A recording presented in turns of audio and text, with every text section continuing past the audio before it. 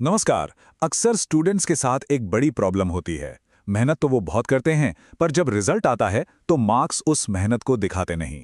तो आज हम इसी गुत्थी को सुलझाएंगे। देखेंगे कि अपनी मेहनत को, अपनी पढ़ाई को सीधे सीधे अच्छे नंबरों में कैसे बदला जाए। ठीक है। तो सबसे पहले ये समझते हैं कि असली प्रॉब्लम है क्या। हमें अक्सर लगता है कि बस ज्यादा घंटे पढ़ लेने से ही अच्छे नंबर आ जाएंगे, लेकिन असली कहानी कुछ और ही है। किसी भी सलूशन पर पहुंचने से पहले प्रॉब्लम को सही से समझना बहुत जरूरी है। ये वो सवाल है जो शायद हर दूसरे स्टूडेंट को परेशान करता है।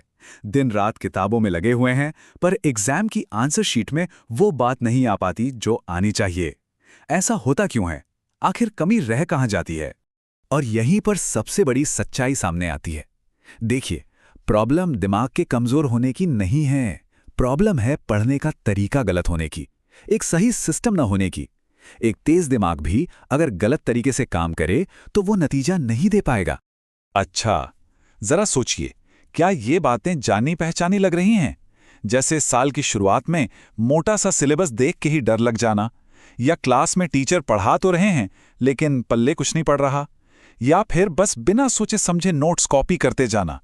और सबसे खराब सिचुएशन, जब आपको जवाब तो पता है पर उसे लिखना कैसे है ये समझ नहीं आ रहा। ये सब एक खराब सिस्टम के लक्षण हैं। तो घबराने की कोई बात नहीं है। अगर प्रॉब्लम एक सिस्टम की है तो इसका सॉल्यूशन भी एक सिस्टम ही है ना? चलिए, अब हम प्रॉब्लम से सॉल्यूशन की तरफ बढ़ते हैं। एक बिल्कुल साफ सुथरा रास्ता देखते हैं। देखिए, हम पूरे साल की तैयारी को 3 आसान हिस्सों में तोड़ सकते हैं। पहला है शुरुआत, जहां हम सिलेबस और एग्जाम पैटर्न यानी कि खेल के नियम समझते हैं। दूसरा है बीच का समय, जहां हम असल में नॉलेज बनाते हैं, कॉन्सेप्ट्स को समझते हैं। और तीसरा और आखिरी दौर है एंड गेम, जहां सिर्फ और सिर्फ प्रैक्टिस और रिवीजन पर फोकस होता है। तो ये ज्ञान का निर्माण होता कैसे है? ज्यादातर स्टूडेंट्स क्या गलती करते हैं? बस क्लास में टीचर को सुनते हैं और किताब से देखकर नोट्स बना लेते हैं। ये है पैसिव लर्निंग। स्मार्ट तरीका है एक्टिव लर्निंग का। जब भी कोई टॉपिक पढ़ें तो खुद से 3 सवाल पूछें। पहला, इसका मतलब क्या है? दूसरा, इसका कोई रियल लाइफ उदाहरण क्या है? और सबसे जरूरी, एग्जाम में इस पर सवाल कैसे बनेगा? अपनी समझ को टेस्ट करने का ना एक बहुत ही मजेदार नियम है, 2 लाइन रूल। अगर आप किसी भी कॉन्सेप्ट को किसी दूसरे इंसान को सिर्फ 2 लाइनों में आसानी से नहीं समझा पा रहे, तो इसका मतलब है कि वो कॉन्सेप्ट आपको भी ठीक से समझ नहीं आया है। ये अपनी समझ को परखने का सबसे अच्छा तरीका है। ठीक है, तो हमने कॉन्सेप्ट समझ लिया, नॉलेज बना ली, लेकिन नॉलेज और अच्छे नंबरों के बीच एक पुल होता है, और वो पुल है आंसर लिखने का तरीका। चलिए, अब इस पुल को बनाना सीखते हैं। ये बात गांठ बांध लीजिए। आपने जो कुछ भी सीखा है वो तब तक किसी काम का नहीं जब तक आप उसे एग्जाम की कॉपी पर सही तरीके से उतार न दें। नॉलेज को नंबरों में बदलने की कला ही असली खेल है। चलिए, एक उदाहरण से समझते हैं कि सिस्टम दिखता कैसा है।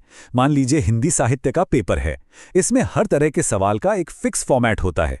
अगर किसी का चरित्र चित्रण पूछा है तो आपको बस 3-4 गुण और उनके उदाहरण देने हैं। व्याख्या पूछी है तो संदर्भ, अर्थ और संदेश लिखना है। कोई कंफ्यूजन ही नहीं, सब कुछ पहले से तय है। और ऐसा नहीं है कि ये सिस्टम सिर्फ लिटरेचर जैसे सब्जेक्ट्स में काम करता है। फिजिक्स के न्यूमेरिकल्स में तो ये और भी जरूरी है। एक तय तरीका होता है। पहले लिखो क्या दिया गया है, फिर क्या ढूंढना है, फिर सही फॉर्मूला बताओ और फिर सॉल्यूशन के स्टेप्स दिखाओ। हर स्टेप के नंबर होते हैं, सीधे जवाब लिखने से बात नहीं बनती। अब हम इस पूरी बातचीत के सबसे जरूरी हिस्से पर आ गए हैं। वो एक नियम जो इन सारी बातों को एक साथ जोड़ देता है। और वो सुनहरा नियम ये है, अपनी पढ़ाई को सीधे सीधे एग्जाम के एप्लीकेशन से जोड़ना। पढ़ाई तभी काम करती है जब आप हर टॉपिक के लिए ये जानते हो कि अच्छा, ये वाला कॉन्सेप्ट एग्जाम में इस तरह से पूछा जाएगा और मुझे इसका जवाब इस फॉर्मेट में लिखना है। यही वो कनेक्शन है जिसे ज्यादातर स्टूडेंट्स मिस कर जाते हैं। और आखिर में एक बहुत जरूरी बात याद रखिए, अगर नंबर कम आते हैं तो इसका मतलब ये नहीं कि स्टूडेंट कमजोर है। इसका सिर्फ ये मतलब है कि उसे अब तक सही तरीका, सही सिस्टम नहीं सिखाया गया। कमी स्टूडेंट में नहीं, तरीके में है। तो अब फैसला आपको करना है। क्या सिर्फ मेहनत करते रहना है, या फिर अपनी मेहनत को सही दिशा देने के लिए एक सिस्टम के साथ स्मार्ट तरीके से काम करना है? चुनाव आपका है।